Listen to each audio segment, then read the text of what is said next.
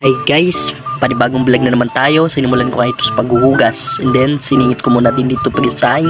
Titignan natin, i-check natin kung ito nga ay luto na. Yun, luto na nga. At lalagyan na natin ito ng paininan para ginwa. Sabi pa nga ni Tambyunan Vlogs. Shoutout Tambyunan Vlogs. Salamat sa iyo sa lagi kitang pinapanood. Dito nga, bigla ko naalala ang kasabihan ng mga matatanda na kapag nagtapon ka ng maraming kanin, ganun din karami ang iyong mararanasang hirap sa buhay. Pero nasa sayo pa rin kung paniniwalaan mo, kasi iba't iba tayo ng paniniwala sa buhay. At dito nga, tinuloy ko na ang paghuhugas. Ayan, nagbabanlaw na ako kasi tapos na nga magsabon. Siyempre, o yan, nabubunga dyan yung asin, kaya pinulot ko muna. Yan, bumalik na ako sa paghuhugas. Yan, habang naghuhugas nga pala ako dyan, naalala ko bigla na ang buhay ay wither lang, joke lang. Kuya Kim, yan, naghuhugas pa rin, sipag-sipagan. Natapos nga ako dyan sa paghuhugas at binabalik ko na utay-utay ang aking nahugasan, aking nabandawan. Uniuna ko nga pala dyan ang baso. Siyempre, isusunod na natin dyan ang kutsara, tinidor, isa prank, baso pa rin at tasa. At yun nga, pasensya na nga pala guys sa aming bahay na medyo may kalumaan na. Hindi pa nga natatapos pero maaga na siyang naluma. In short, bago luma. At yun guys, wala rin pala kaming lababo, kaya napapansin nyo kawayan ang aking pinaghugasan dahil nasa balkonahe kami ng aming bahay. Andyan din ang aming kusina, pinagsama natin nila. Balkon plus kusina, balkusina. Finish na tayo sa paghuhugas. Pinakita ko pa dyan ang aking abs. Tabs. Meow, meow, meow, meow. Meow, meow, meow,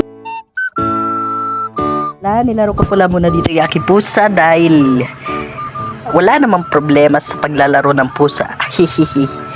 Ingat lang tayo sa balahibo niyan kasi nakakahika. Yun, nagpahinga nga pala tayo dito kasi nga, napagod tayo ng konti. Nagpahangin tayo dito, nagpapogi.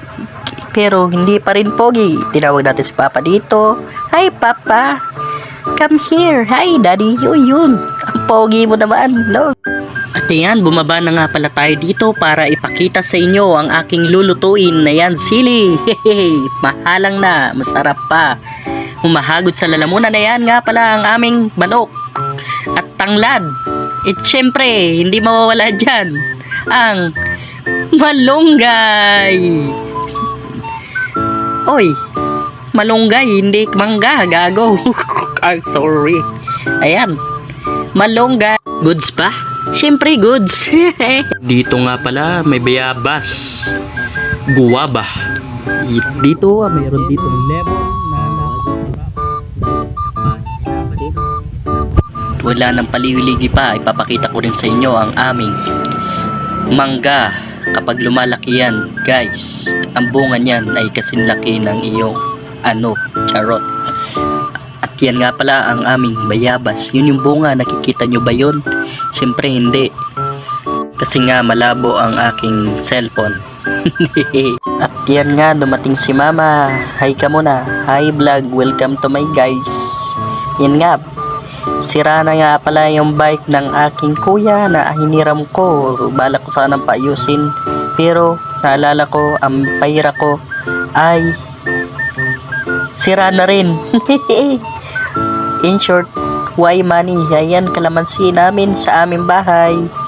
Napakasarap kapag bumunga, pero madalas walang bunga kaya hindi masarap.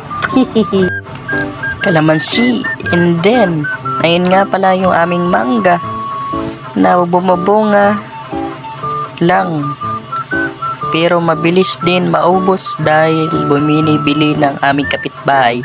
Ayan, siya ay hindi pa ganap na malaki. Ayan nga pala ang aming mga guyabano, guyabano na masustansya sa katawan. In short, pampagana.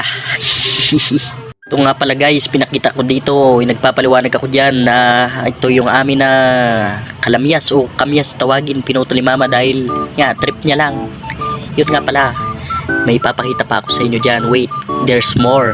Ayan, there's more guyabano. Pero walang bunga kasi kinakain namin agad. Hag nahihinog. Lag pang may laglag pang tawag dito bayabas. Yung mga bunga niya ang guyabano guys. Ayan. Saging. Ito nga pala yung bahay namin guys, na sa tagal ng panahon hindi pa rin natatapos kahit kahoy lang siya. Pasensya na guys, madumi ang bahay namin. Ayan. Uy, malaglag pa nga.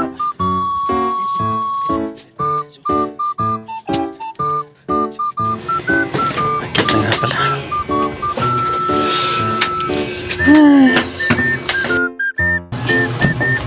Sana ang salamin.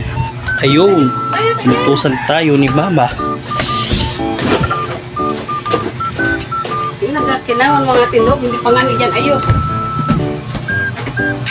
So yun guys, dyan pinagpawisan na ako. Tapos na ang ating vlog. Kaya naman, supportahan niyo ako hanggang sa susunod muli. I love you all.